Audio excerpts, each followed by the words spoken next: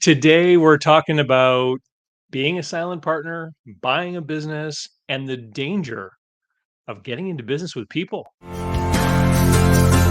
I'm David C. Barnett, and you're tuned in to Small Business and Deal Making, the podcast, YouTube channel, and blog where I talk about buying, selling, financing, and managing small and medium sized businesses while controlling risk.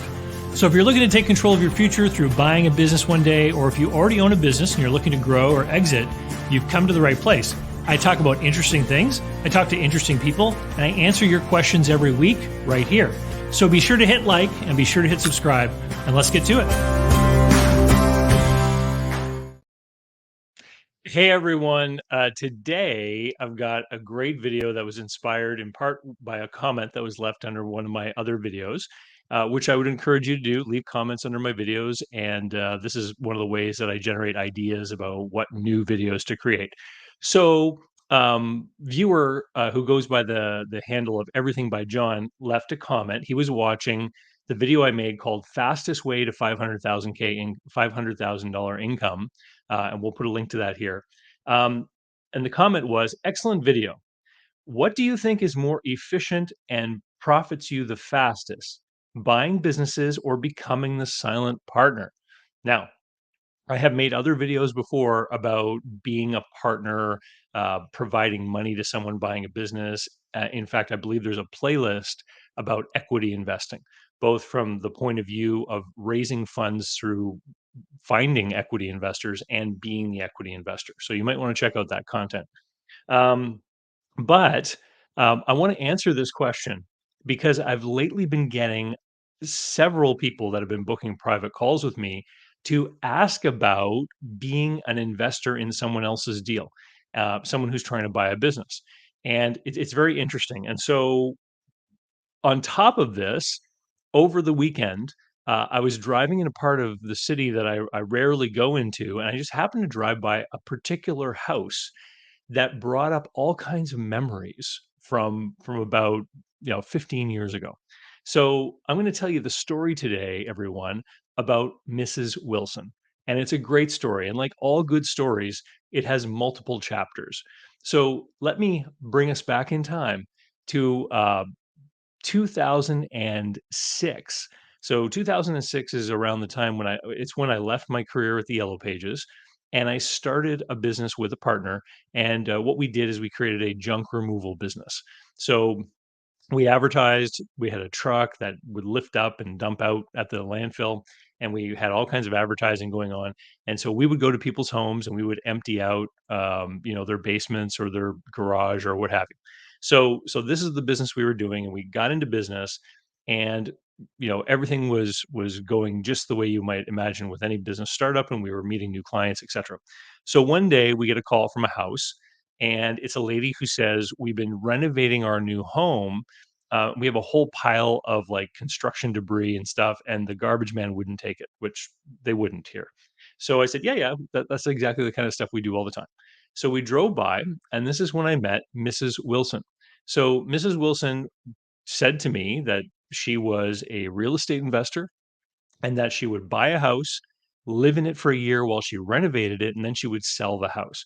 So here in Canada, if you sell your primary residence, you don't pay any tax on capital gains in the primary residence. And so this strategy that she explained to me is one that I've heard dozens and dozens of times. Many people do this, right?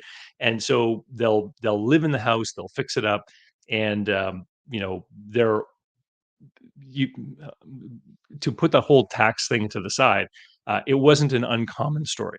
So we loaded up the truck with the junk, and her bill came to just under $200. So we presented her with the invoice, and she said, "Well, would you take a check?" And so back in those days, quite a few people would pay us by check, and we had by that point in time accepted, maybe 100 personal checks from people, and never had a problem with any of them. So I said, "Yeah, we'll take a check." So she writes a check, and then, later that week, I made my bank deposit. So all the checks and things, we put them into the bank machine, and everything was just fine. And then things just kept rolling with the business. And about 2 weeks later, we get a piece of mail from the bank, and what it is it's a returned check. because the check didn't clear, it bounced. And back in those days, what the bank would do is they would actually send you the actual check, because you had some options. You could, take it back to the customer. You could ask for a replacement check, or according to the check clearing rules at the time here in Canada, you could take a bounced check and you could go to the bank and pay a third party certification fee and have the check certified. So if there was sufficient money at a later date, you could go to the bank and get the check certified. So I called up Mrs. Wilson on the phone and left a voicemail for her.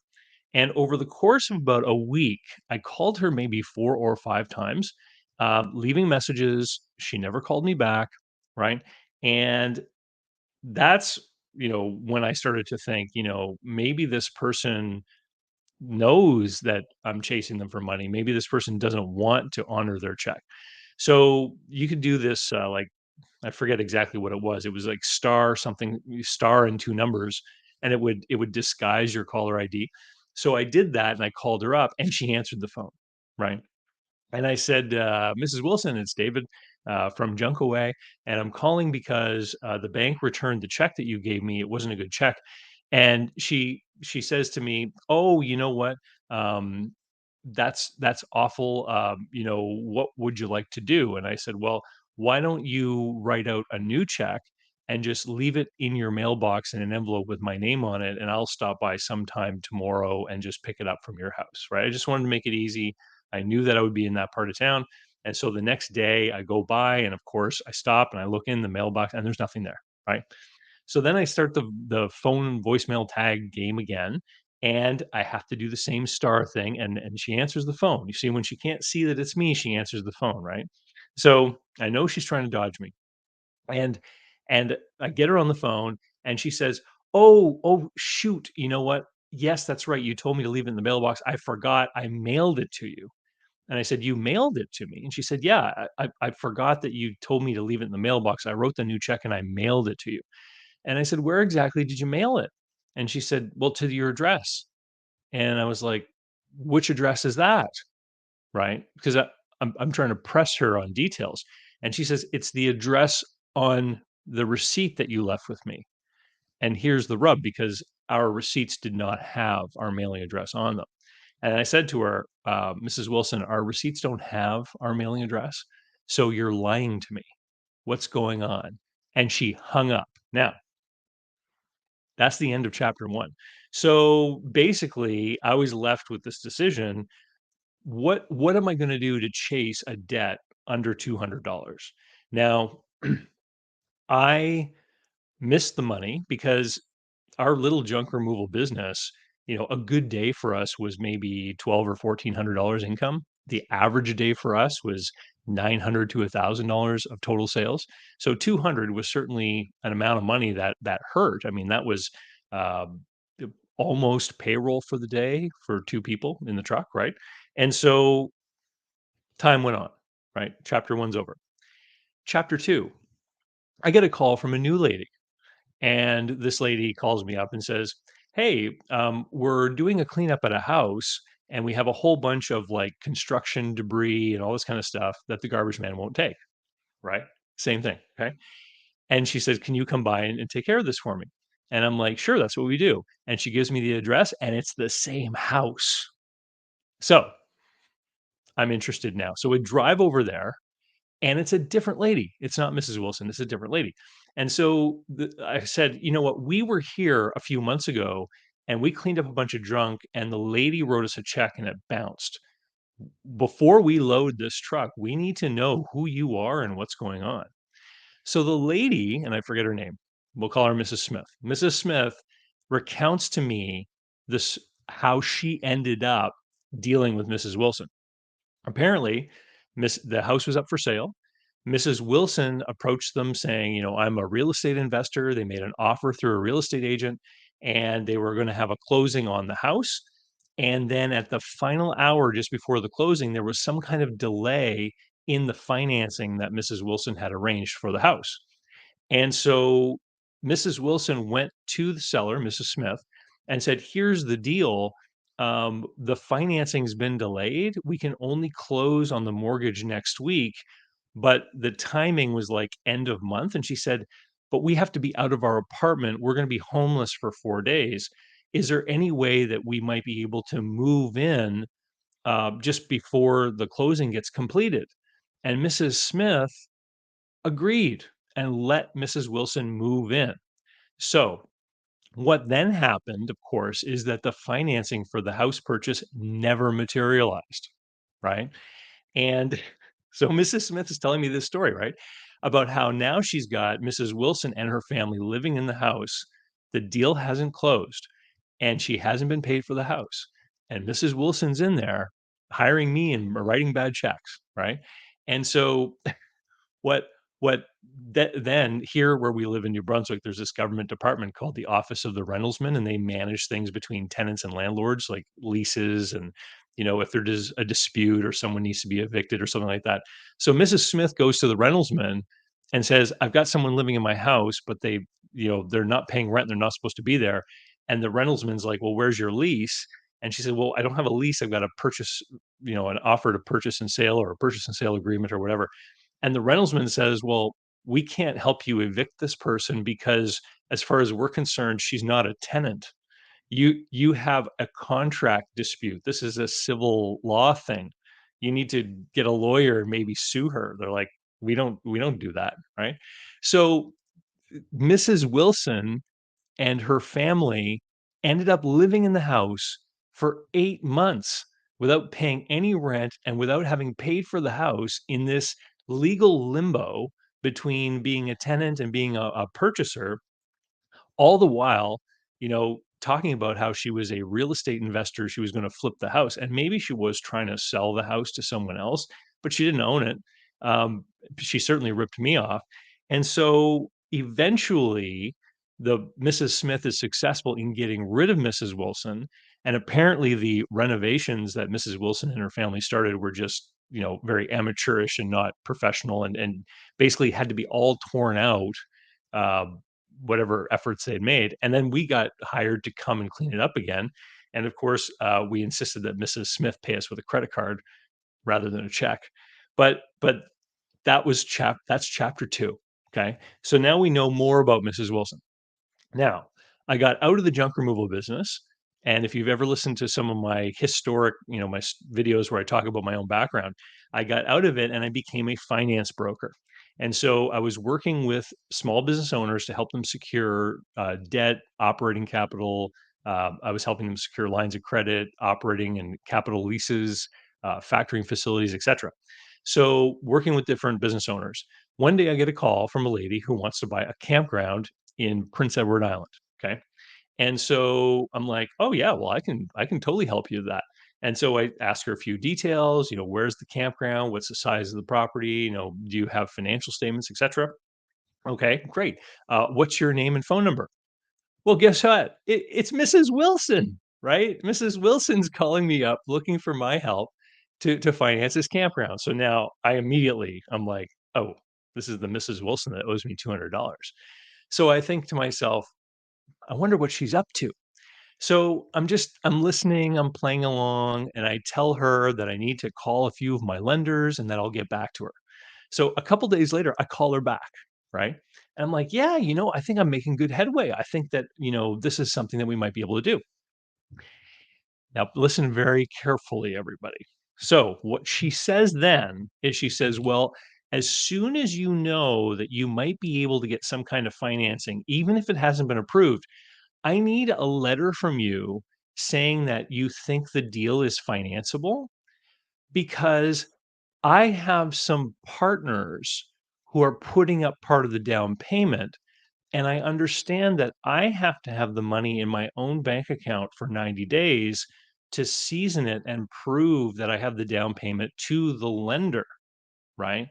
And so now Mrs. Wilson is looking for me to write some kind of letter and potentially even speak to these investors so that they will write checks to her to put in her bank account to facilitate the purchase of this campground.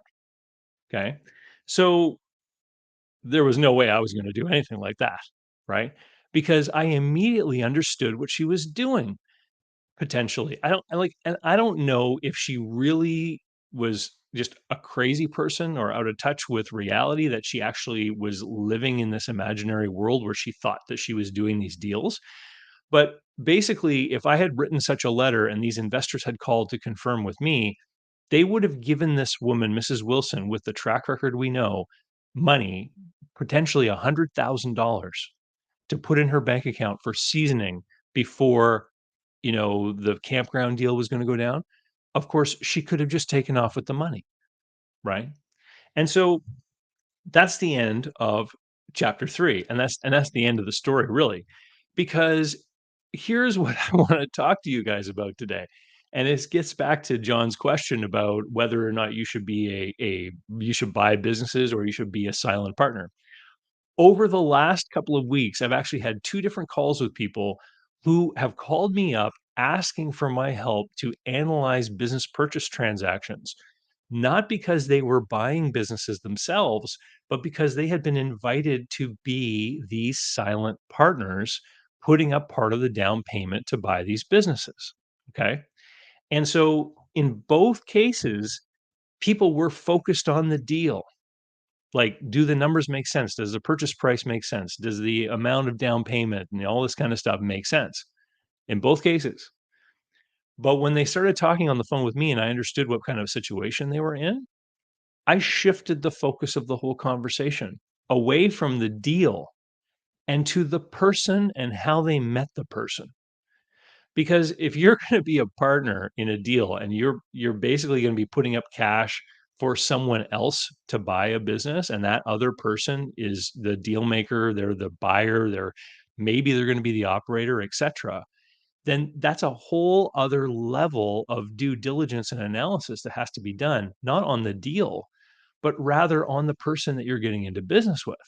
So I've actually got another story that I can tell about a client of mine who got into business with someone who showed them that they had the licensing rights for this. Um, uh, it was like a talk or a contamination remediation system, a new technology licensed from a company in Scandinavia somewhere. And he was like, "I've got an opportunity to get this contract to do this cleanup."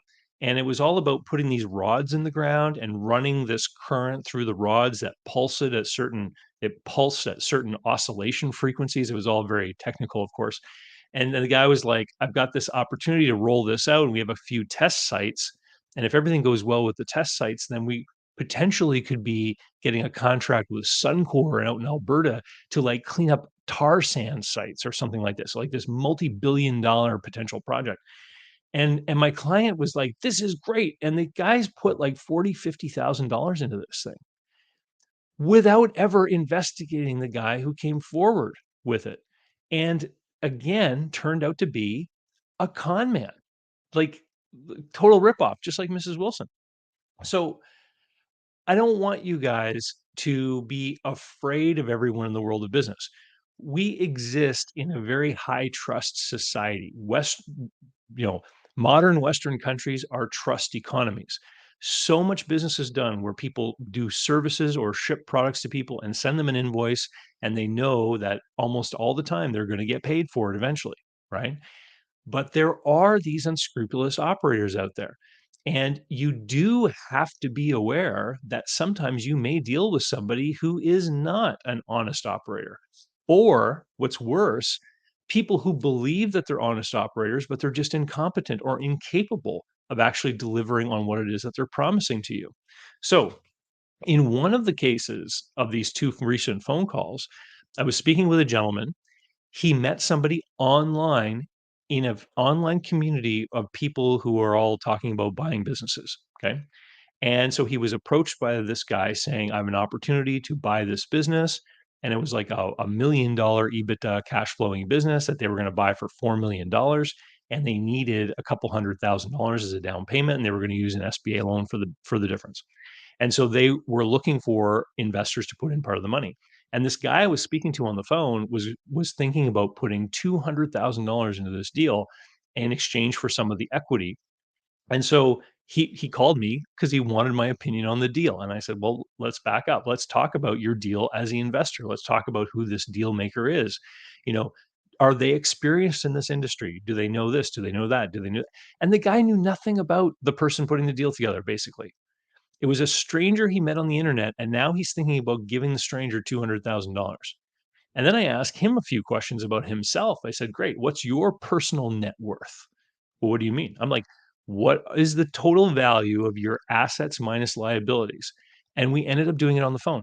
And the guy's total net worth was under $500,000. And he was thinking about basically putting the $200,000 of liquid money he had into this deal with a guy he didn't know. Right. And I know that when I share it in this way to you guys after telling you the story of Mrs. Wilson, your head's spinning thinking, "Oh my God, that's why would somebody do that?" Like, there are rules when you make a private investment in a deal like this. Yeah, you're purchasing what's called a non-marketable security. And what that means is that you invest in this shares or whatever it is you're buying. There's no market for that. There's no stock market where you can go and resell them or anything like that. And so when it comes to those investments, there are certain rules. And if you've ever heard the term accredited investor, basically the government agencies that monitor this stuff have a series of rules that in order to buy that kind of investment, you have to have a certain net worth or a certain income. And the qualifying definition of accredited investor varies depending on the jurisdiction that you live in, either state, province, or country. And so this guy would not have met the qualification as an accredited investor. He didn't have the income or the net worth to meet that definition. But the person trying to put together the deal never stopped to even look at that, right? He was like, "I want somebody to put up money," and then he was pressuring this guy to write the check into the entity he had created, the corporation that he had set up, because the corporation was gonna be the buyer, the corporation had to have the down payment. And so the guy was feeling the pressure to put up the money, and this is when he went to f to try to figure out if it was a good deal or not, and he found me thinking I would help him analyze the business. But I'm glad he called because that's not what he needed. He needed to have a little bit of a wake-up call about the type of transaction he was about to enter into and just the dangers that he was facing. So, I explained to the guy, "You're about to put all of your liquid wealth into something that you're not legally qualified to buy. The government doesn't want you doing that." And then we find out that the person who's buying doesn't have any experience in the industry. No, this is the plan, okay? And this is, I know, a very common strategy people talk about online. This guy wants to put the deal together and then hire an operator to run the business, while he, in fact, doesn't know the industry or have any experience in the industry either. So neither of these two guys understand the business, and they think that they're going to raise the money, do the deal, and then hire someone else to run it. And for those of you who are experienced in business, who've got some background and realize what the day-to-day of running a business is like, you're probably thinking, "Oh my god, like, how could somebody do this?" But the reality is that the topic of buying a business, the entrepreneurship through acquisition, it is growing in popularity in the online space, and more people who are genuinely naive to the world of business are being drawn into this, not because they have a burning desire or passion about business or an interest in business or have been lifelong entrepreneurs, but they think that it's some kind of way to get a better yield or to do more with their money or to profit or have passive income. This leads me back to John's comment. Excellent video. What do you think is more efficient and profiting the fastest? Buying businesses or becoming the silent partner? Honestly, guys, if you're going to get into small business, it's the riskiest asset class that exists. Okay. So many things can happen in business that you cannot foresee that could like destroy a business. Even enduringly profitable businesses with 30-year track records could be out of business within a year if certain things beyond the control of the owner were to happen. Things that might have to do with government regulation, changes in the general economy, changes, with competition, something as banal as a city taking 6 months to replace water and sewer for the business could destroy the business that's been around for 30 years. I've seen it happen, okay? So, people are, they're focusing on the money, they're focusing on the profits. And that should not be the focus. In general, I would say that if you're going to get into investing in small businesses, you should have some kind of small business background. You should have an understanding of knowing what is going on in the business that you're investing in.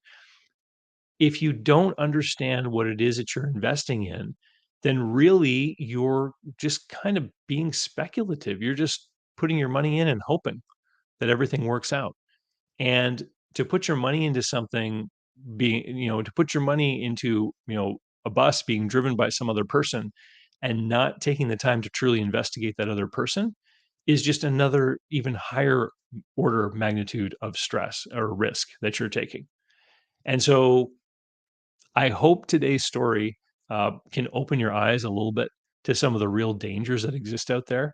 There are nefarious characters out there that are plotting to steal your money.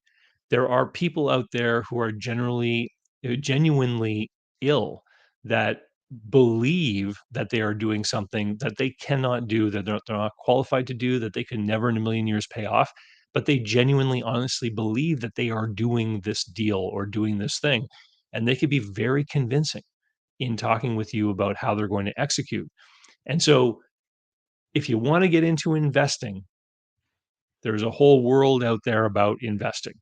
And you can put your money into things that have a long track record. You can, if you want to invest in business, there's publicly traded companies that have various ways that you can exit from if things go poorly. You can sell your stock on a stock exchange, all that kind of stuff. You can be investing with people that have real management backgrounds and histories with the companies that you can investigate, who's the CEO of the big company or whatever. In the world of small business, you really should have an idea of operational stuff. You should know how business functions. You should know how you're going to peek over the shoulder of management and see what's going on in that business. Um, you should be involved to a certain extent. And I know I've talked about this before. I think that if you're going to invest in the world of small business, you should have something to contribute in addition to your cash, something insightful that can be helpful to the entrepreneur. And you need to know who that entrepreneur is. So often we hear about people saying that, when they made an investment in a small business, they weren't really investing in the business, they were investing in the person, because they knew the person, they knew what the person was capable of, and they knew that the person was going to fight hard and work hard and achieve those things.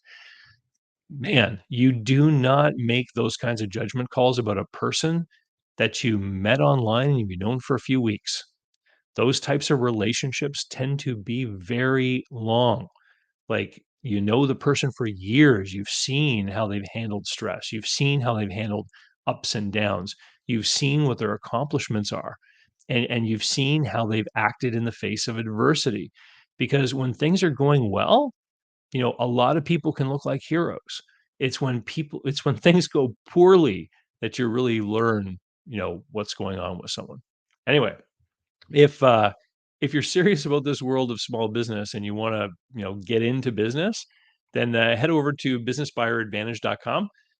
That's where you can learn about all of the different products and services that I offer, to help people in the world of buying a business, and I'd be more than happy to help you out and to spend time with you and hopefully help you avoid a bad deal. 'Cause at the end of the day, that's my mission. And with that, we'll say, see you later. So, how can you learn more about buying, selling, financing, and managing small and medium sized businesses? Easy. Head over to my blog site at davidcbarnett.com. You'll find hundreds of articles and videos, all for free. You'll find links to my books and online courses, and you can sign up for my email list and get emails covering topics that interest you and be notified of new videos. Special thanks go out to today's video sponsor, Mark Willis of Lake Growth Financial. Mark helps people better manage their personal wealth and business finances through the Bank on Yourself insurance strategy. This is something I've done personally and I've gotten lots of positive feedback from people I've worked with over the years. Go to newbankingsolution.com to find a playlist of all the interviews I've done with Mark and to learn more about the advantages of these programs. While there, sign up to arrange a conversation about what this solution might look like for you.